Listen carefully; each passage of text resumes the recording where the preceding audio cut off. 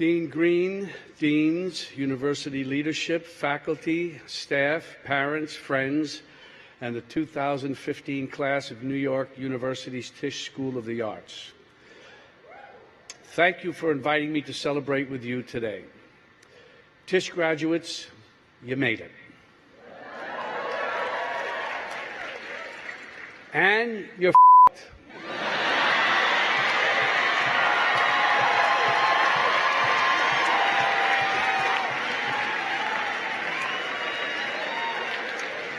Think about that. The graduates from the College of Nursing, they all have jobs. The graduates from the College of Dentistry, fully employed. The Leonard N. Stern School of Business graduates, they're covered. The School of Medicine graduates, each one will get a job. The proud graduates of the NY School of Law, they're covered. And if they're not, who cares? They're lawyers. The English majors are not a factor. They'll be home writing their novels. Teachers, they'll all be working. Shitty jobs, lousy pay, yeah, but still working. The graduates in accounting, they all have jobs. Where does that leave you? Envious of those accountants? I doubt it. They had a choice. Maybe they were passionate about accounting, but I think it's more likely that they used reason and logic and common sense to reach for a career that could give them the expectation of success and stability. Reason, logic, common sense at the Tisch School of Arts? Are you kidding me? But you didn't have that choice, did you? You discovered a talent, developed an ambition, and recognized your passion. When you feel that, you can't fight it. You just go with it. When it comes to the arts, passion should always trump common sense. You aren't just following dreams, you're reaching for your destiny. You're a dancer, a singer, a choreographer, a musician, a filmmaker, a writer, a photographer, a director, a producer, an actor, an artist. Yeah, you're fucked. The good news is that that's not a bad place to start. Now that you've made your choice, or rather succumbed to it, your path is clear. Not easy, but clear. You have to keep working. It's that simple. You got through Tisch, that's a big deal. Or to put it another way, you got through Tisch, big deal.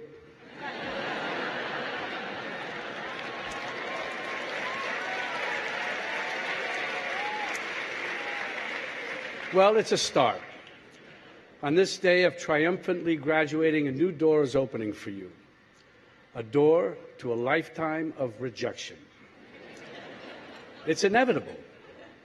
It's what graduates call the real world.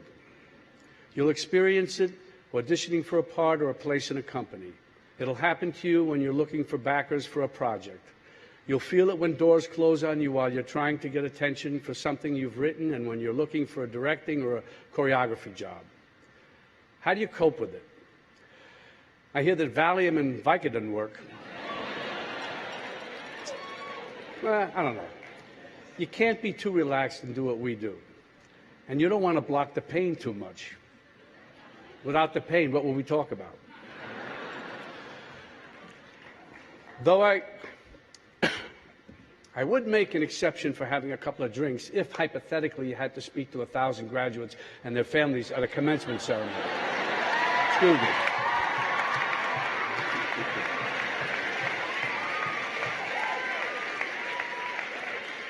Rejection might sting, but my feeling is that often it has very little to do with you.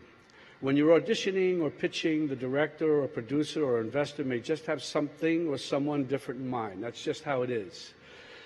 That happened to me recently when I auditioned for the role of Martin Luther King in Selma.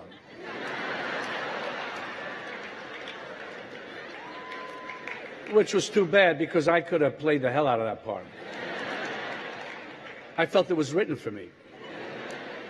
But the director had something different in mind. And you know, she was right. It seems the director is always right. Don't get me wrong, David Oyelowo was great. I don't think that I would have cast a Brit, but I've got two more stories. These really happened. I read for Bang the Drum Slowly 7 times.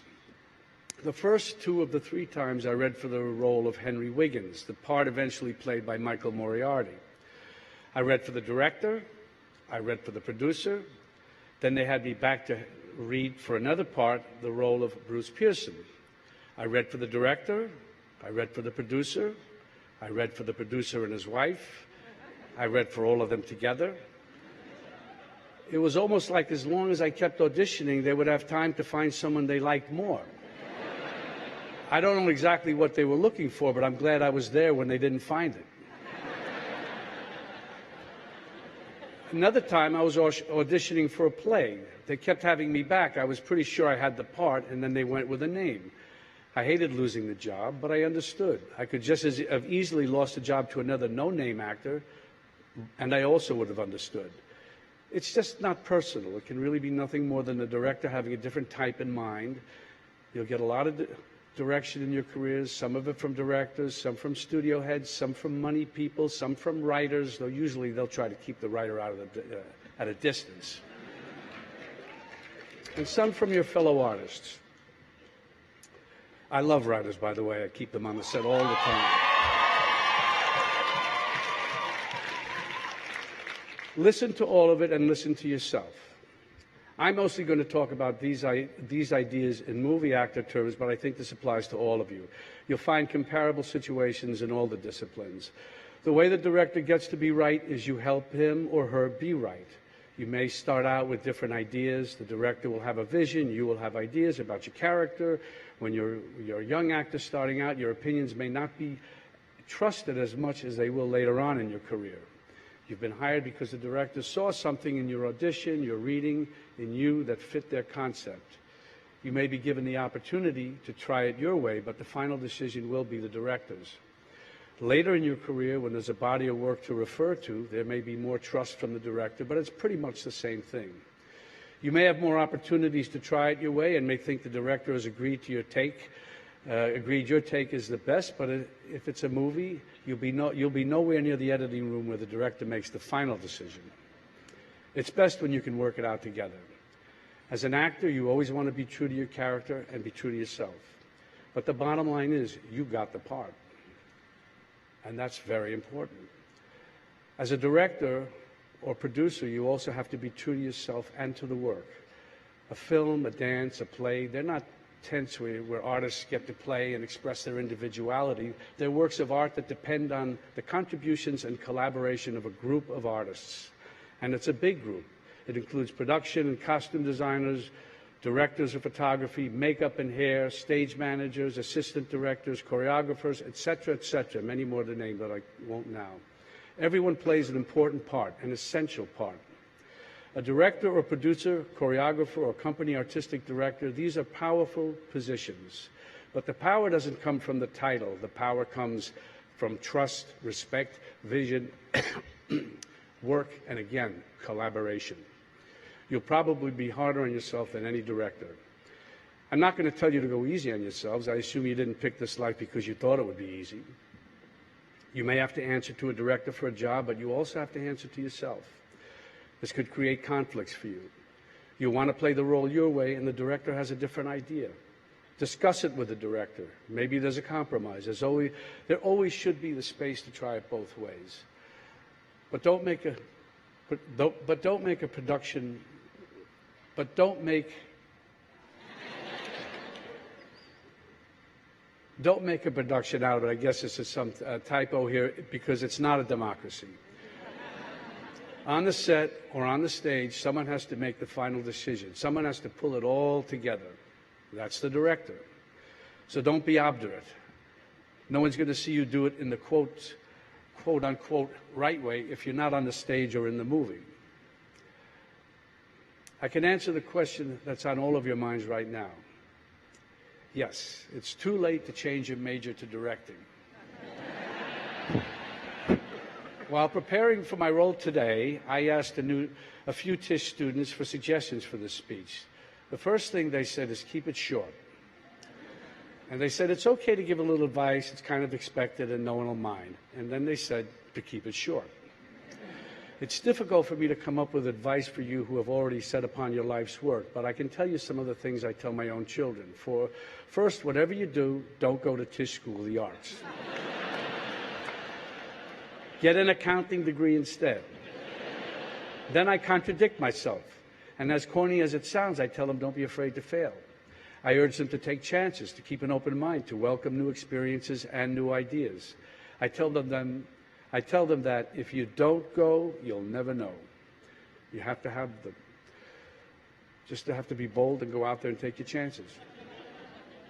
I tell them that if they go into the arts, I hope they find a nurturing and challenging community of like-minded individuals, a place like Tisch.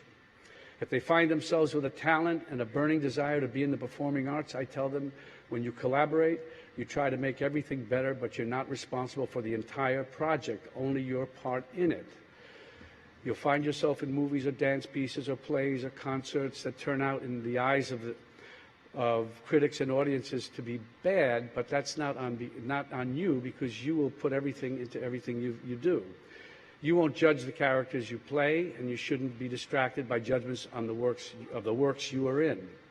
Whether you're working for Ed Wood or Federico Fellini or Martin Scorsese, your commitment and your process will be the same. By the way, there will be times when your best isn't good enough. There can be many reasons for this, but as long as you give your best, you'll be okay. Did you get straight A's in school? If so, good for you, congratulations. But in the real world, you'll never get straight A's again. There are ups and there are downs. And what I want to say to you today is that it's okay. Instead of rocking caps and gowns today, I can see all of you graduating in custom TSOA t-shirts. On the back is printed, rejection, it isn't personal. And on the front, your motto, your mantra, your battle cry, next. You didn't get that part? That's my point. Next. You'll get the next one or the next one after that. You didn't get that waiter's job at the White Oak Tavern?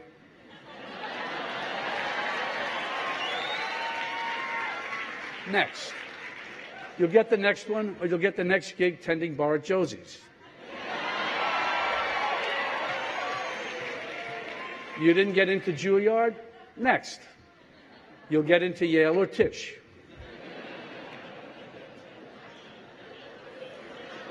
You guys like that joke, so it's okay. No, of course, choosing Tisch is like choosing the arts. It isn't your first choice. It's your only choice. I didn't attend Tisch, or for that matter, any college, or my senior year of high school, or most of the junior year. Still, I've felt part of the Tisch community for a long time. I grew up in the same neighborhood as Tisch. I've worked for and with a lot of people who attended Tisch, including Marty Scorsese, class of '64. As you learn your craft together, you come to trust each other and depend on each other. This encourages taking creative risks, because you all have the sense that you're in it together. It's no surprise that we often work with the same people over and over. I did 8 pictures with Marty and plan to do more. He did about 25 with his editor, Thelma Schoonmaker, who he met at Tisch when she worked on a student film in the summer of '63. Other directors, Cassavetes, Fellini, Hitchcock, came back to the same collaborators over and over, almost like a repertoire company. And now David O. Russell and Wes Anderson are continuing that tradition. Treasure the associations and friendships and working relationships with the people in your classes and your early work. You never know what might come from it. There could be a major creative shift or a small detail that can make a major impression. In Taxi Driver, Marty and I wanted Travis Bickle to cut his hair into a mohawk, an important character detail. But I couldn't do it because I needed long hair for The Last Tycoon that was starting right after Taxi Driver, and we knew a false mohawk would look, well, false. So we were kicking it around one day at lunch and decided to give it one shot with the very best makeup artist at the time, Dick Smith. If you saw the movie, you know that it worked. And by the way, now you know it wasn't real. Friendships, good working relationships, collaboration, you just never know what's going to happen when you get together with your creative friends. Marty Scorsese was here last year speaking to the 2014 graduates. And now here I am, here we are, on Friday at a kind of supersized version of one of Allison's student lounge hangout sessions. You're here to pause and celebrate your accomplishments so far as you move on to a rich and challenging future. And me, I'm here to hand out my pictures and resumes to the directing and producing graduates.